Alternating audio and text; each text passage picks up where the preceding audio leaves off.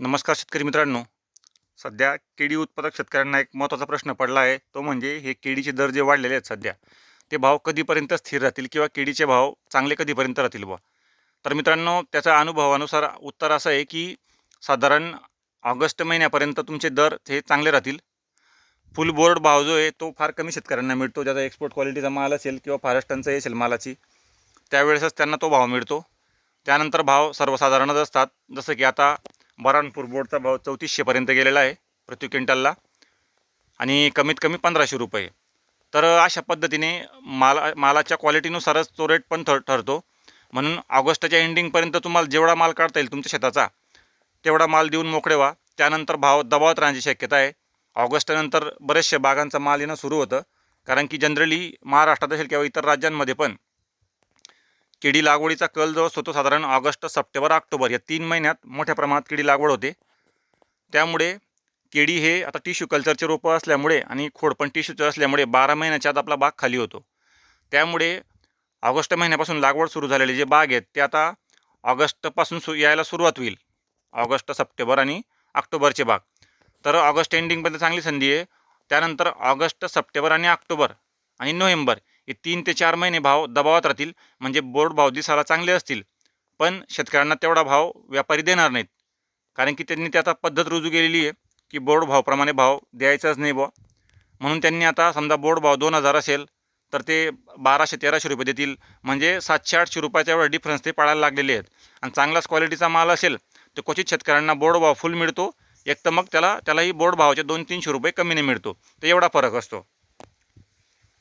तर अशी पद्धत व्यापाऱ्यांनी पाळलेली आहे. त्यानंतर मित्रांनो, ऑगस्टपर्यंत जी तुम्हाला संधी आहे त्याचा तर लाभ करून घ्यायला पाहिजे. नंतर हे सप्टेंबर ते नोव्हेंबरपर्यंत जो कालावधी आहे हा भाव दबावात राहतील. त्याच्यानंतर डिसेंबरनंतर आपला नाशिकला कुंभमेळा सुरू होणार आहे 2027चा. तर असा अंदाज आहे की कुंभमेळ्यामध्ये 5 कोटी लोक येण्याची शक्यता आहे पूर्ण भारतभरामधून. तर त्या पिरियडमध्ये केळी पिकाला चांगला भाव मिळू शकतो बुवा. कारण की मागणी मोठ्या प्रमाणात राहील असा अंदाज आहे. पण आपण 5 कोटी असा अंदाज हा गृहीत न धरता फक्त 2 कोटी जरी आपण लोक पकडले तरीसुद्धा शेतकऱ्यांना चांगला फायदा होऊ शकतो, खास करून महाराष्ट्रातल्या शेतकऱ्यांना. कारण की याच्यामध्ये गणित असं आहे, महाराष्ट्रातले शेतकरी जे आहेत आणि कुंभमेळा महाराष्ट्रात असल्यामुळे ट्रान्सपोर्टेशनसाठी व्यापाऱ्यांना सोयीस्कर होणार आहे. त्यामुळे व्यापाऱ्यांचा पण 2 पैशाचा फायदा चांगला होणार आहे आणि शेतकऱ्यांचा पण होणार आहे. तर शक्यता अशी आहे की कुंभमेळ्याच्या पिरियडमध्ये भाव 4000 क्रॉस होऊ शकतो प्रति क्विंटलला. जसं की आतापर्यंत भाव 3500-3700 गेले हायेस्ट बोर्ड भाव आजपर्यंतच्या इतिहासामध्ये बऱ्हाणपूर बोर्डचा. तर पॉसिबिलिटी आहे की कुंभमेळ्यामध्ये भाव त्याच्यापेक्षा जास्त पण मिळू शकतो. पण एकंदरीत भाव टिकून राहतील बुवा. म्हणजे 1000च्या खाली तर कोणाला भेटणारच नाही. 1000च्या वरतीच भाव राहण्याची पूर्ण शक्यता आहे. त्यामुळे शेतकऱ्यांनी आपल्या मालाचं नियोजन व्यवस्थित करणं आवश्यक आहे. त्यानंतर मित्रांनो, याच्यामध्ये विषय अजून एक असा आहे, आता ही जी तुम्ही केळी बाग बघताय समोर, आता या ठिकाणी माझा एक अनुभव तुम्हाला सांगतो. गेल्या वेळेस आम्ही काय केलं होतं की मार्च महिन्यामध्ये आमची केळी बाग लागवड केली होती. त्यानंतर उन्हापासून आणि थंडीपासून केळीचा बचाव व्हावा यासाठी आम्ही खाली पूर्ण जेवढे केळीचे पानं कापले होते, वेस्टेज पानं, ते पूर्ण आम्ही शेतामध्ये पसरून दिले होते. जेणेकरून पाण्याचं बाष्पीभवन पण होणार नाही, त्याचा खत म्हणून पण फायदा होईल बा. पण त्याचा दुष्परिणाम असा झाला मित्रांनो, ज्यावेळेस व्यापारी आपला माल बघायला तो शेतामध्ये, तर घाण अशी मोठ्या प्रमाणात पडलेली दिसल्यामुळे त्यांचा मानसिकतेवर परिणाम होतो.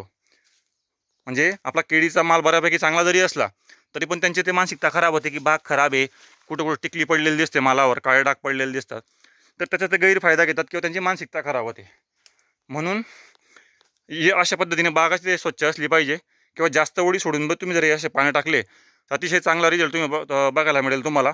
बाग स्वच्छ असल्यामुळे व्यापाऱ्याच्या मानसिकतेवर चांगला परिणाम होतो आणि परिणाम भाव मिळण्यासाठी त्याची मदत होते. म्हणून केळी बाग ही आपली स्वच्छच असली पाहिजे. आणि विषय असा आहे, बऱ्याचदा टिकली पडलेला माल असतो किंवा सुरुवात झालेली असते नुकतीच, तर त्यांचं म्हणणं असं आहे की इथं करपाचा जर प्रभाव असला बागेवर तर तो माल लवकर पिकतो. त्यामुळे त्यांना दूर दूर ट्रान्सपोर्टेशन करता येत नाही. म्हणून हा माल जो आहे, आता इथं महाराष्ट्राला लागून आपली गुजरात बॉर्डर आहे, मध्य प्रदेशची बॉर्डर आहे. तर जवळच्या जवळ एका दिवसात म्हणजे 24 तासामध्ये माल पोचेल या हिशोबाने हा टिकली माल इथं जवळ जातो, ज्याच्यावर करप्याचा प्रभाव असतो खास करून. म्हणून बाग तुम्ही जेवढी स्वच्छ ठेवणार तेवढा तुमचा बाग चांगला राहील. त्यानंतर इथं बघू शकतात अशा पद्धतीने व्हेंटिलेशन चांगलं व्हायला पाहिजे चारी बाजूंनी. तर आपल्या बागवर करपा येण्याची शक्यता फारच कमी असते. माल गुणवत्तापूर्ण राहतो, हवा खेळती असल्यामुळे वाढ चांगली राहते, असा सर्वांगीण आपल्याला फायदा बघायला मिळतो. म्हणून केळी भाव नुसता हा एक फॅक्टर नसून आपलं बागेचं चांगलं व्यवस्थापन करणं गरजेचं आहे. गेल्या वेळेस मंदीमध्ये तुम्ही बघितलं असेल, भाव 2 रुपये 3 रुपये किलोपर्यंत येऊन गेले होते. पण ज्यांच्या मालाची साईज चांगली होती, वादी मोठी होती, बाग चांगला होता, त्यांना इतर शेतकऱ्यांपेक्षा 3-4 रुपये भाव चांगलाच मिळाला. जसं की आमचा गेल्या वेळेस आमचा भाव 3 रुपये किलोनं गेला होता आम्हाला. एक गाडी जी गेली होती ती.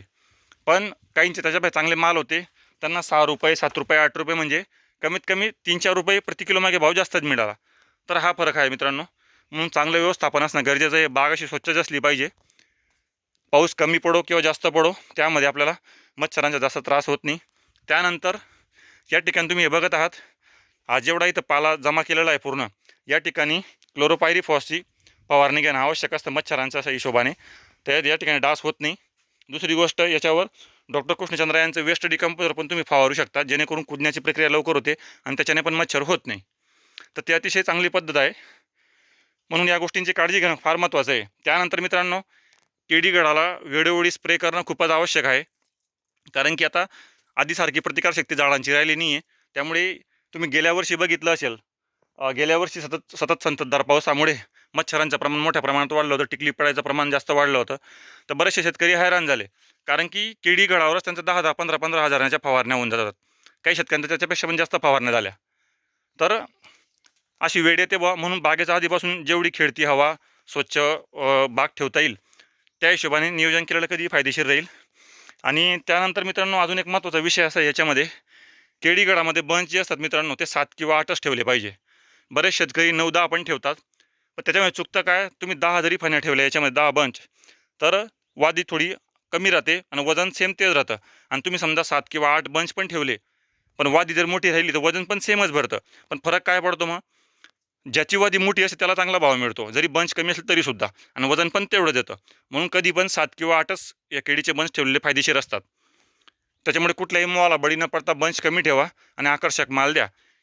आणि तुम्ही आता बाजाराचा जर अभ्यास केला, तर बाजारामध्ये तुम्ही केळी घ्यायला गेले, तुम्हाला मध्यम आकाराची केळी जरी मिळेल, तर ती सुद्धा चांगल्या गुणवत्तेची मिळेल. तिच्यावर डाग धब्बे काही सापडणार नाही. कारण की लागवडी मोठ्या प्रमाणात वाढलेल्या आहे आणि त्याचा परिणाम असा झालेला आहे की टिकली आणि खराब मालाला डिमांड नाहीच आहे जवळपास. म्हणून चांगला माल असेल, वादी भलेच छोटी राहिली चालेल, पण चांगला माल बाजारात तुमचा जाऊ शकतो. म्हणून फवारण्या वेळोवेळी घेणं महत्त्वाचं आहे. आणि फवारण्या असं समजून घ्या तुम्ही, की जसं तुम्ही कापूस पिकाला फवारणी करतात, तेवढी अत्यावश्यक फवारणी केळीगडाची आहे सध्या. तर हा तुमचा 10-15 हजार रुपये खर्च वाढू शकतो. म्हणून दर्जेदार फवारण्या करा याच्यावर, आणि त्याचा नक्कीच तुम्हाला फायदा बघायला मिळेल.